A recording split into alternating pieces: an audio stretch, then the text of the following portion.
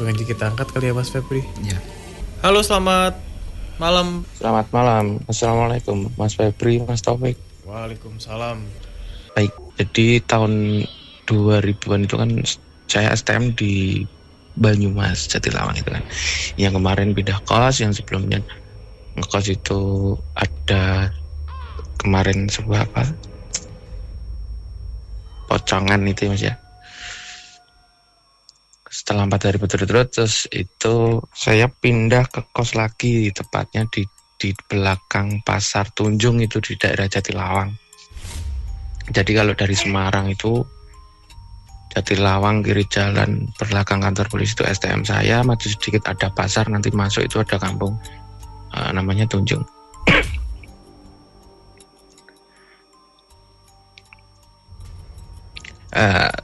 Terus saya pindah kos di situ kebetulan referensi dari teman seperti itu Mas. Suatu cari kos, kebetulan ada informasi bahwa di situ ada rumah kosong. Jadi kalau saya hitung itu ada 3 kamar, terus ada 1 ruangan kamar, ruang tamu, ruang keluarga, terus sama ada gudang kosong. Terus kalau di kampung itu kan kamar mandinya pisah ya, bukan 1 kamar di dalam itu.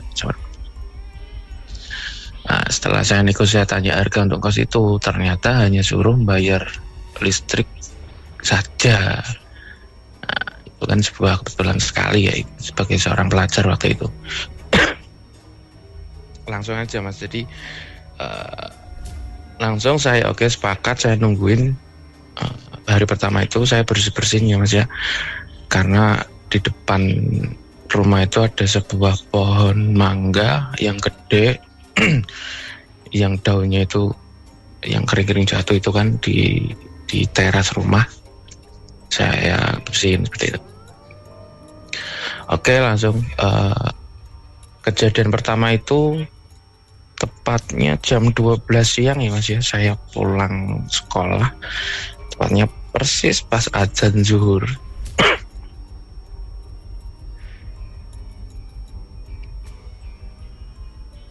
Halo, Mas Eko. Iya, halo. Bentar, saya tarik nafas dulu. Iya, tepat jam 12 siang, persis masih terdengar azan zuhur itu. Saya pulang ke rumah itu, ke rumah kos, tepat di depan pintu kamar. Saya udah masuk ke rumah ya, pintu rumah. Tepat mau masuk ke kamar, mau naruh tas itu, di depan itu ada seekor kucing Mas. Seekor kucing, dia berhadapan memandang saya. Tapi matanya itu cuma putih aja, nggak ada hitam. Dan kucingnya bulunya hitam semua, seperti itu. Dan bengong ya, saya terbengong waktu itu. Saya melihat dia juga nggak ada interaksi atau apa, cuma akhirnya responnya dia terus gerak naik ke atas plafon di tempat kasur itu kan ada plafon gitu Mas. Saya kejar sih, saya coba tengok kok naik ke situ. Setelah saya lihat udah nggak ada, siang hari itu. Ya terus saya istighfar, oke deh, kalau sudah mungkin kenalan kayak gitu kan. Itu yang pertama jam 12 siang. Terus yang kedua selanjutnya kayak itu cerita lanjutnya. Suatu malam hari, tepatnya jam 11:30 malam Mas kalau tidak salah. Nah, itu sama halnya saya nggak bisa tidur nih. Misalkan besok kalau saya nggak bisa tidur malam hari itu. Kayak gelisah gitu kan. Saya coba ambil kayak seperti sumuk kayak gitu kan, gerah. Saya pindah keluar. Tadinya di kamar, saya tepat di ruang tengah itu, yang ruang tamu. Cuma kan waktu itu kosongan, nggak ada kursi kan. Saya cuma gelar sebuah sajadah, saya buat buat landasan tidur kan gitu. Nah kalau gambaran rumahnya itu kayak rumah dulu itu loh Mas. Jadi teras, terus ada rumah, terus ada kaca besarnya di tengah, terus sampingnya ada jendela nako itu yang bisa dibuka tutup gitu ya. Jadi nggak ada yang namanya korden kayak gitu. Saya pindah nih tanggal 12, saya pindah di depan pintu itu. hampir mau tidur kayak gitu. Itu terdengar suara sepatu kantor kayak gitu ya, sepatu. Jadi menuju ke pintu kayak gitu. Dan mengetuk pintu 2 kali, dok kayak gitu. Blinding. Terus saya dengar kok ada, saya pikir teman atau apa. Kalau teman nggak mungkin kan pakai sepatu kayak kan nggak perlu saya buka pintu, saya tengok di jendela kaca, bukan jendela, ada kaca di tengah itu, nggak ada kode kan, bisa saya lihat mas. Saya tengok nggak ada orang nggak ada apa-apa itu, nggak ada orang. Ya, terus oke deh kalau seperti itu, mungkin kenalan lagi kan saya seperti itu. Itu dia malam hari. Terus saya kegiatan biasa gitu. Di malam berikutnya, tepatnya itu lebih malam lagi mas, jadi saya ngelilir, jadi saya sudah tidur, itu udah lain hari ya mas, mungkin kurang lebih mungkin 3 atau 4 harian kalau nggak salah. Jadi saya ngelilir di malam hari itu, kurang lebih jam 1:30. Saya sempat ambil air minum biasa di botol yang saya menyediakan. Saya minum, itu terdengar di sumur belakang itu kayak ada orang nimba itu kan. Saya pikir saya ngelirik itu setelah Isya, masih sore atau takutnya kan. Kok ada seorang nimba, siapa yang nimba kan gitu. Saya lihat jam 1:30 malam. Saya beranikan diri untuk tengok kan. Setelah sampai di situ, saya tengok nggak ada siapa-siapa, karena di belakang rumah itu sebuah kebun yang nggak ada rumah. Di belakang itu nggak ada, cuma samping-samping. Di situ ada kayak pohon sengon atau alba, terus ada pohon pisang, bambu dan lain-lain gitu. Jadi suara menimba itu nggak di 1:30 malam itu nggak ada siapa-siapa. Saya tengok ada siapa-siapa. Mulai itu yang ketiga kali ya. Untuk besok sekolah lagi, sampai gak bisa tidur, sampai si sekolah ngantuk kan gitu. Selanjutnya malam berikutnya, kejadian itu yang terakhir. Jadi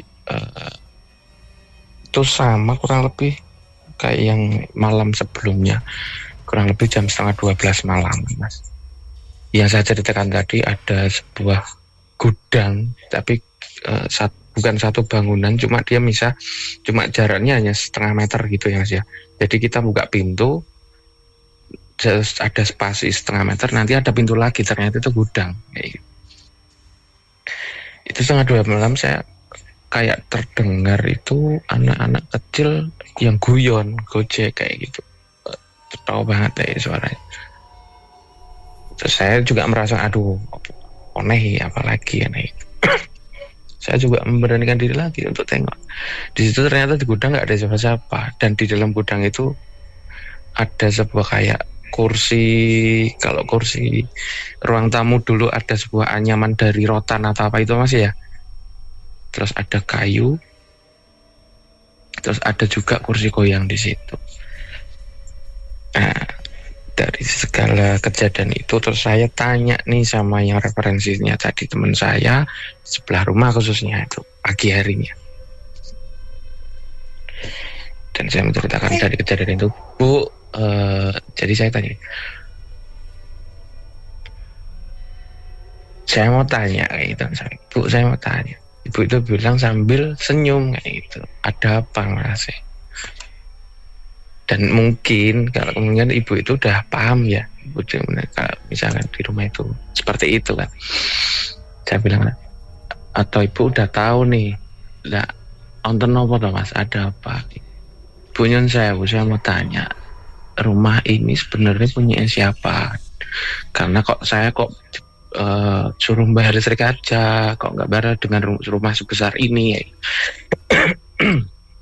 Terus ibu itu sambil senyum, sambil menceritakan mas, jadi yang punya rumah itu meninggal dunia setelah terjadi kecelakaan di perjalanan menuju ke Jakarta. Satu rumah itu jadi sama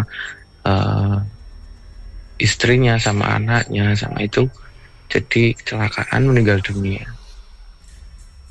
Dari situ saya, ya Allah, ternyata seperti itu. Makanya hanya membayar listrik saja.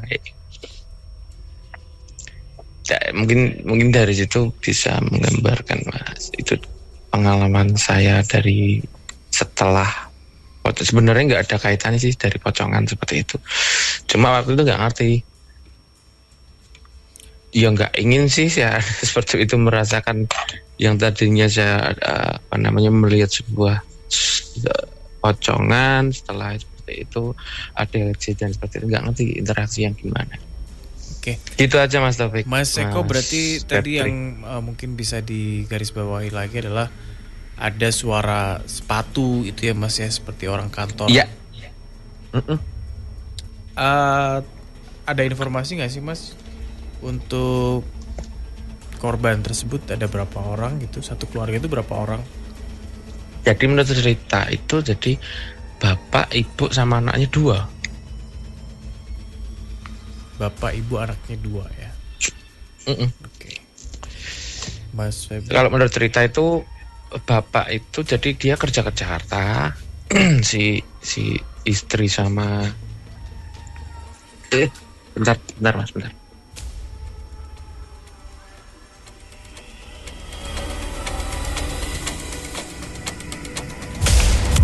Ya Mas.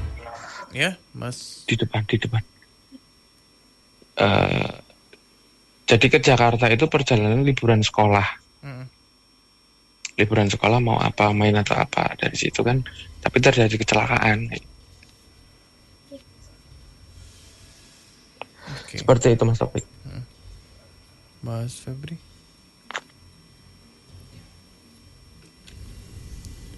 Iya.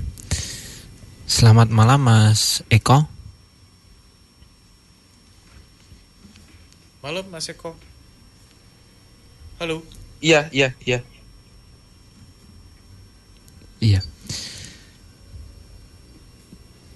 Jadi gangguan-gangguan yang sempat dapat sama Mas Eko ya, interaksi pada waktu itu ya. Itu kalau yang saya lihat itu sosoknya adalah yang punya rumah itu, Mas. Jadi bukan makhluk yang lain-lain, itu bukan, tetapi sosok yang punya rumah itu gitu. Oke. Jadi sosok ini seperti ya layaknya aktivitas pada dulu-dulunya lah, pada masa dia masih hidup gitu. Mereka masih melakukan aktivitas seperti itu di rumah tersebut gitu, Mas. Jadi yang sempat didengar kayak langkah orang, terus kayak ada anak menimba kecil yang ada yang menimba, ada anak kecil gitu. Kalau yang saya lihat ini adalah sosok-sosok dari ya keluarga tersebut gitu, Mas. Oke, baik. Kalau jedanya dari kejadian kecelakaan sampai akhirnya Mas tinggal di situ tuh berapa lama katanya? Itu sudah lama Mas, kalau menurut cerita ya. Cuman dari menurut tetangga di situ, jadi di waktu saya tempati itu memang sebenarnya udah tahu, kayak tetangga udah tahu bahwa, karena seperti ini sih Mas, di rumah itu terbengkalai kayak gitu. Maksudnya rumah sekarang gini aja, kita bayangin 3 kamar, terus kamar mandinya itu bisa, terus ada sebuah gudang kan. Waktu itu juga termasuk rumah yang gede, rumah yang besar kayak gitu. Itu juga terbengkalai, maksudnya kok nggak ditempatin, atau siapa, atas anak saudara atau siapa, enggak. Kurang lebih itu kalau dari kecelakaan kurang lebih 1 tahun Mas, tapi belum ada 2 tahun, 1 tahun lebih kalau menurut ibu yang cerita tadi.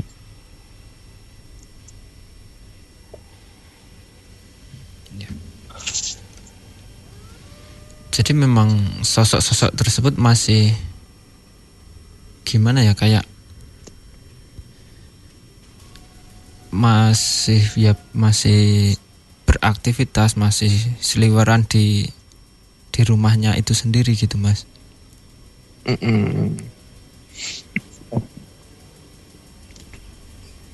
Ya waktu itu sih memang sudah merasakan sih sesuatu seperti itu.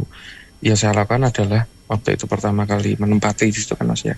Saya bersihin semua tuh, karena kan daun-daun dari pohon mangga itu kan sampai ke dalam-dalam kamar. Nah, yang saya tempatin itu kamar yang tengah. Yang kamar depan kan ada 3 tuh, 1, 2, 3. Yang tengah yang saya tempatin. Yang hanya lampu yang saya pasang lampu juga kamar tengah sama ruang tengah aja, sama kamar mandi gitu ya. Terus sama teras. Yang ini yang kamar 2 itu kok enggak saya pasang lampu sih. Emang keadaan gelap. Iya. Gini ya, apalagi sudah terbengkalai, sudah lama, terus keadaan pada waktu itu juga pencahayaan masih minim gitu ya, Mas ya. Itu juga kayak apa ya, memperluas mereka untuk melakukan aktivitas gitu, Mas. Jadi yang membuat mereka beraktivitas itu sangat bebas gitu loh, Mas. Tapi kalau menurut saya, Mas Febri, jadi yang saya rasakan ya waktu saya nempatin di situ, kalau saya kan sholat atau waktu itu coba dah saya baca ayat-ayat dalam baca Al-Quran atau apa, waktu itu ngaji sendiri ya itu, justru malah kayak ada di mereka itu semakin mendekat seperti itu. Maksudnya kok tambah semakin ada kayak gitu. Entah itu ngaji, entah waktu sholat, kayak ada seseorang kayak gitu yang justru malah dia lebih dekat gitu loh, Mas, yang saya rasakan waktu itu. Iya, Mas Febri. Jadi gini, ini nggak jauh beda dari cerita yang kemarin ya, Mas ya. Jadi sosok ini apa ya, kayak ingin ruhnya itu kayak ingin disempurnakan gitu, Mas. Jadi nggak beda sama yang kemarin itu ya, Mas ya. Karena ini kan juga meninggalnya secara ya katakanlah nggak wajar ya, secara kecelakaan gitu kan, pasti ada energi-energi negatif yang di area itu, kawasan yang dibuat tabrakan itu, pasti ada energi-energi negatif yang menempel di korin-korin si korban ini, Mas. Pasti ada itu. Dan dan salah satu gini. Dan kenapa kalau Mas Eko sendiri kalau entah itu mengaji, entah itu wirid gitu ya, entah itu baca-baca ayat suci Al-Quran gitu ya, sosok ini kenapa kok mendekat? Ya itu ya, Mas ya. Jadi sosok ini ingin, ya kalau orang Jawa, ingin dikirimi dongo gitu, Mas. Ingin didoakan seperti itu, supaya mendapatkan jalan yang terang untuk menuju surganya gitu. Jadi kalau orang-orang yang meninggalnya secara tidak wajar ya, entah itu kecelakaan, entah itu bunuh diri gitu, itu pasti ada energi-energi negatif yang langsung kayak menguasai korin tersebut gitu. Itu otomatis pasti ada gitu, Mas. Dan kebanyakan ya yang saya temui ya, Mas ya, kebanyakan yang saya temui itu sosok-sosok yang seperti ini itu kayak ingin disempurnakan gitu. Jadi kayak meminta didoakan gitu untuk membukakan jalannya gitu.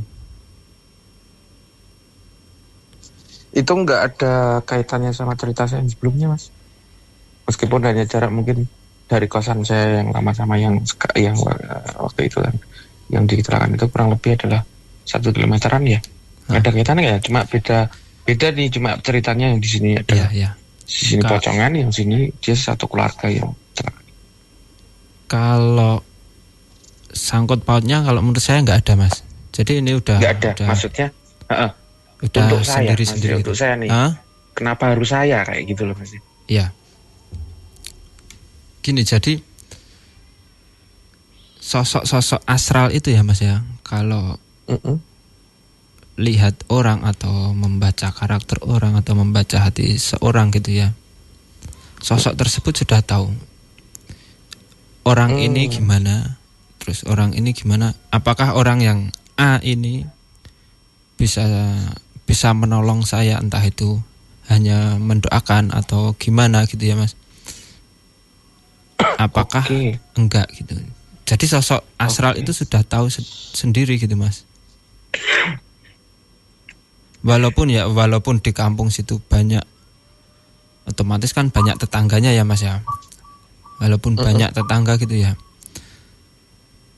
tetapi sosok ini kayak belum bisa dapet yang benar-benar benar-benar kayak membukakan jalannya gitu loh, Mas. Iya benar, Mas. Ya, jadi gini, Mas, kalau saya nih, Mas, ya seorang Eko gitu, paham sih sebenarnya betul. Istilahnya ini saya tanya, kowe iki kejadian karena apa sih kan kayak gitu kan. Cuman di waktu saya interaksi kayak yang kemarin saya sudah berhadapan langsung dan saya wirid malam itu coba pengen tahu untuk sebuah wujudnya kayak gitu kan.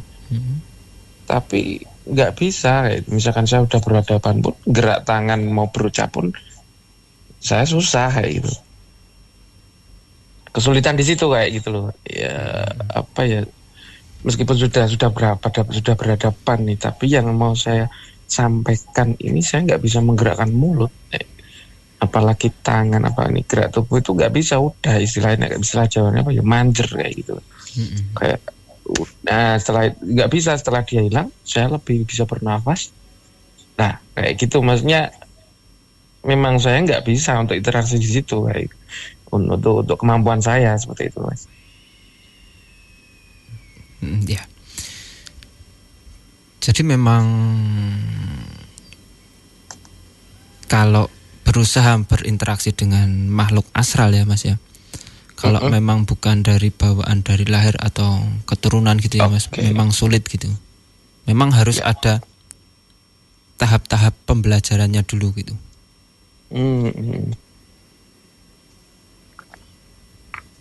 Jadi memang baik.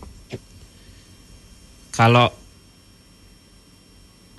kita sebagai orang awam ya, Mas ya kan, kebetulan kita kayak ditunjukin satu sosok gitu ya. Terus kita mencoba untuk interaksi sama sosok tersebut gitu.